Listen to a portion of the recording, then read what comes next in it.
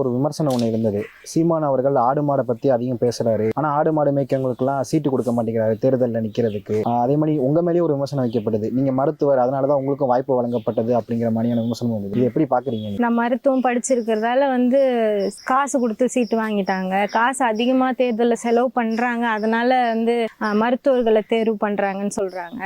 அதுவும் இல்லாமல் அண்ணன் மேலே என்ன ஒரு விமர்சனம் இருக்குன்னா, அவர் அவங்க பிள்ளைங்களை மட்டும் ஒரு சேஃப் ஜோனு கொண்டு போகணும்னு நினைக்கிறாரு. அவங்க பிள்ளைகளை மட்டும் படிக்க வச்சிடுறாரு. அவங்க கட்சிக்கு வரக்கூடிய பிள்ளைகள் படிச்சவங்களா தேர்வு பண்றாங்க. மற்ற எல்லார்களையும் ஆடு மாடு மேய்க்க சொல்றாரு, இயற்கை வேளாண்மை பண்ண சொல்றாருன்ற மாதிரி ஒரு விமர்சனம் ஆரம்ப காலகட்டத்தில இருந்தே இருக்குது. ஆனா அவர் என்ன பேசினாருன்றத புரியாமே பேசிக்கிட்டு இருக்காங்க.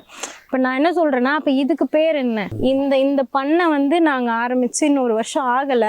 ஆனா இந்த ஆரம்பிச்சதுக்கு முழுக்க முழுக்க காரணம் உண்மையாகவே நான் சொல்றேன், அண்ணனோட பேச்சை கேட்டுதான். அது மட்டும் தான் காரணம், வேற எதுவுமே கிடையாது. ஒரு தற்சார்பு வாழ்க்கைக்கு நம்ம ஏன் போகக்கூடாது? மருத்துவம் படிச்சுட்டு மருத்துவம் தான் பார்க்கணும், அரசியலுக்கு வரக்கூடாது. மருத்துவம் படிச்சுட்டு அந்த வேலையை தான் பார்க்கணும், வேற வேலை தொழிலெலாம் எடுத்து செய்யக்கூடாது. அப்படிலாம் ஏன் இருக்கணும்? நம்ம அண்ணன் பேசுறது நீங்க கூர்ந்து கவனிச்சிங்கன்னா, இன்னும் வரக்கூடிய காலகட்டங்களில் இதெல்லாம் இல்லாமல் உங்களால் வாழவே முடியாது. இல்லை, நீங்கள் படித்தவங்க மட்டும் வேற எதங்க சாப்பிடுவாங்க?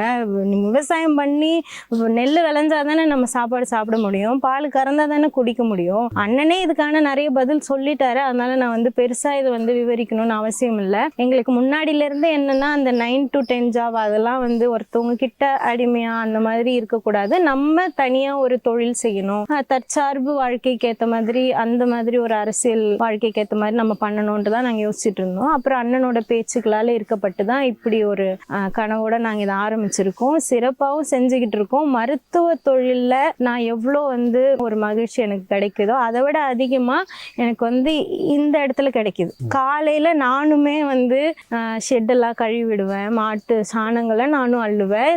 மருத்துவரா இருந்துக்கிட்டு நான் ஸ்டெத்தஸ்கோப் பிடிக்கிற அதே கையால தான் நான் மாட்டு சாணங்களையும் அள்ளுறேன். எனக்கு இது ஒரு பெருமை தான். நீங்கெல்லாம் இதெல்லாம் செய்ய மாட்டீங்க, நான் இதெல்லாம் செய்யறேன்னா அப்போ உன்னை விட பெரிய ஆள் நானா நீயா? நான் தானே. அப்ப எல்லாத்தையும் செய்யக்கூடிய ஒரு திறமை இருக்கு. ஒரு மருத்துவர்னா இந்த வேலை மட்டும்தான் செய்யணும் அப்படிலாம் கிடையாது. ஏன்னா அண்ணனோட பேச்சு கேட்டு அண்ணனோட வளர்ப்புல வந்துகிட்டு இருக்கவங்க எல்லா வேலைகளும் செய்யக்கூடிய திறமைசாலியாக தான் இருப்பாங்க.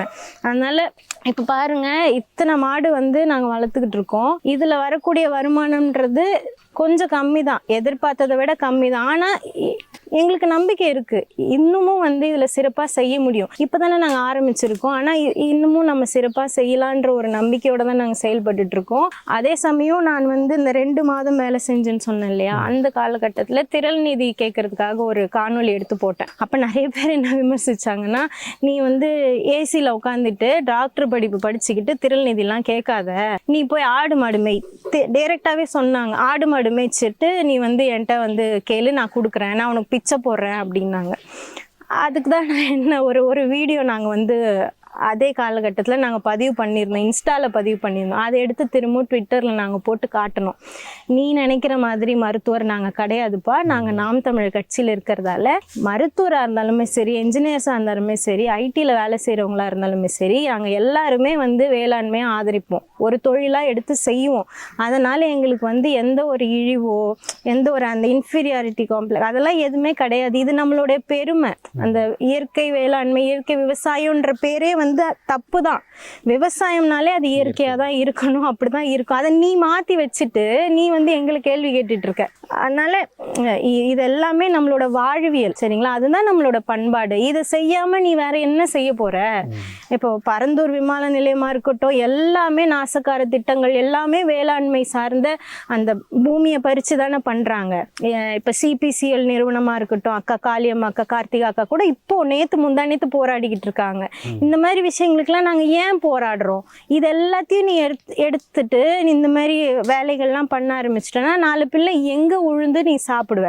யார் உனக்கு சோறு போடுவா? இதுதான் மக்கள் அரசியல். தேர்தல் முடிஞ்சாலும் நாங்க பண்றோம், மக்கள் சார்ந்த அரசியல் பண்றோம். மக்களுக்கு என்ன தேவையோ அதை நாங்க பண்றோம்.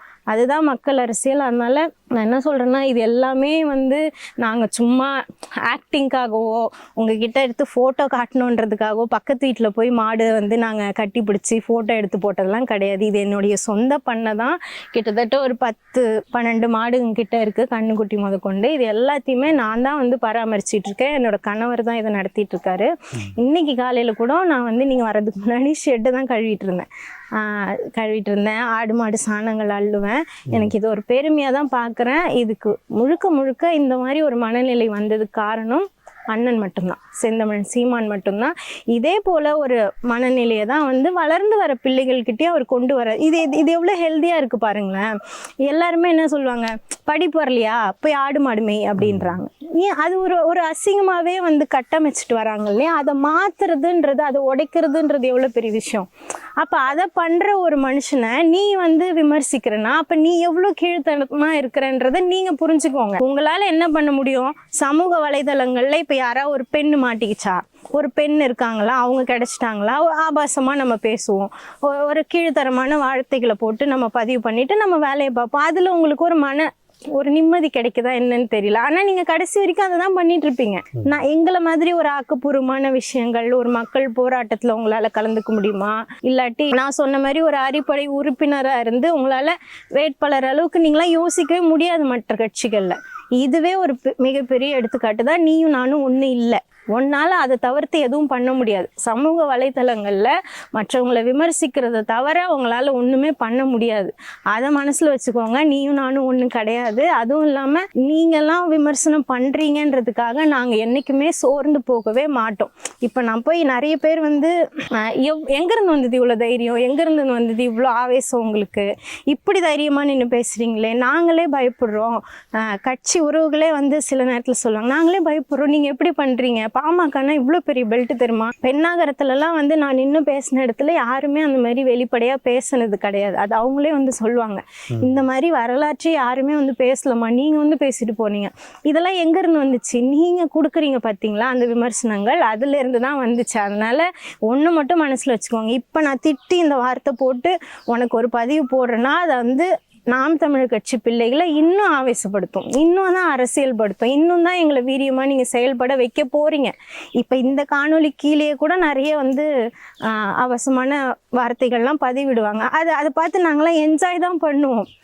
இன்னும் எதிர்பார்க்குறோம் நாங்கள், இதெல்லாம் பண்ணிங்கன்னா எங்களுக்கு இன்னும் கொஞ்சம் உத்வேகம் கிடைக்கும் இல்லையா? அதனால் உங்களால் அதுதான் முடியும், எங்களால் அது தாண்டியும் முடியும். நாங்கள் மற்ற கட்சிகளை போல் ஒரு விளம்பர அரசியல்லாம் பண்ணுறது கிடையாது. நாங்கள் உண்மையாலுமே தற்சார்பு பொருளாதாரத்தை மேற்படுத்தக்கூடிய தொழில்கள் தான் செஞ்சிட்ருக்கோம். மருத்துவ தொழிலும் செய்வோம், மருத்துவத்திற்கான வேலையும் பார்ப்போம், எல்லாமே நாங்கள் பண்ணுவோம், கட்சிகளுக்கான பணிகளும் பார்ப்போம். இப்போ அந்த சீமானவர்கள் சொல்லி தான் இப்போ இது வச்சிருக்கேன்னு சொல்கிறீங்க.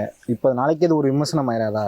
மருத்துவம் படிச்சுட்டு இருந்தவங்களை போய் மாடு மேய்க்க வச்சிட்டாரு அப்படிங்கிற விமர்சனம் வந்துடாதா? கணவர் தானேங்க பார்க்குறாரு. கணவருக்கு உதவி பண்ணுறது ஒன்றும் தப்பு இல்லையா? அப்போ கணவர் பண்ணக்கூடிய தொழிலில் நம்ம உதவி பண்ணாமல் வேற யார் பண்ணுவா? நாங்கள் 2 பேரும் சேர்ந்து கையில் எடுத்து தான் இந்த தொழிலை ஒரு ஆசையாக நாங்கள் எடுத்து பண்ணுறோம். எப்படி வேணாலும் மாறலாம். இது வந்து எங்கள் வீட்டில் இருக்கவங்களே ஃபஸ்ட்டு வந்து மறுத்தாங்க. படிச்சுட்டு நீ ஏன் இதை பண்ணுற? இதுக்காக தான் நாங்கள் பண்ணுறோம். அது என்ன படிச்சுட்டு பண்ணுற? ஏன் படித்தவங்க ஆடு மாடு மேய்க்கக்கூடாதா? இப்போ படிக்க தெரியாதவங்க உங்கள் கணக்கு படி பார்த்துப்போம், படிக்க தெரியாதவங்க தான் ஆடு மாடு மேய்க்கிறாங்கன்னு வச்சுக்கோங்க. அப்போ படிக்க தெரியாதவங்க ஆடு மாடு மேய்ச்சி இவ்வளோ சம்பாதிக்கும் போது அப்போ படித்து தெரிஞ்சவங்க அதை கையில் எடுத்தால் இன்னும் சிறப்பாக தானே பண்ணுவாங்க. என்ன ஒன்று அனுபவம் வேணும். சொல்லப்போனால் நாங்கள் வந்து அப்படியே தரையில் கால்படாமல் வளர்ந்தவங்களாம் கிடையாது. எங்களுடைய குடும்பமும் வந்து விவசாயம் பின்புலத்தில் கொண்டவங்க தான். இன்னமும் என்னுடைய மாமனார்லாம் விவசாயம் தான் பண்ணிட்டு இருக்காரு. அதனால் அந்த அனுபவமும் எங்ககிட்ட இருக்குது. எங்ககிட்ட படித்தோன்றதுக்கான ஒரு தைரியமும் இருக்குது. எங்களால் சமாளிக்க முடியுது, நாங்கள் சமாளிக்கிறோம். அதனால் அண்ணன் பேச்சு கேட்ட உடனே எங்களுக்கு வந்து ஒரு ஈர்ப்பு வந்தது. சரி, நம்ம தவிச்சுக்கிட்டு இருக்கோம், எதை பண்ணலான்ட்டு, சரி இதை பண்ணுவோமே, இது ஒரு சேலஞ்சாக எடுத்து தான் நாங்கள் பண்ணுறோம். அதனால் கண்டிப்பாக இதில் வந்து நாங்கள் எதிர்பார்த்ததோட மன நிறைவும் கிடைக்குது. எங்களுக்கு தேவையான போதுமான அளவுக்கு எங்களுக்கு வருமானமும் கிடைக்குது. நான் என்னுடைய வேலையை பார்க்குறேன், என்னோட கணவர் அவர் வேலையை பார்க்குறாரு, கூட சேர்ந்து நானும் உதவுறேன். இதில் ஒன்றும் தப்பும் கிடையாது, ஒரு அசிங்கமும் கிடையாது. இது நான் ஒரு பெருமையாக தான் பார்க்குறேன்.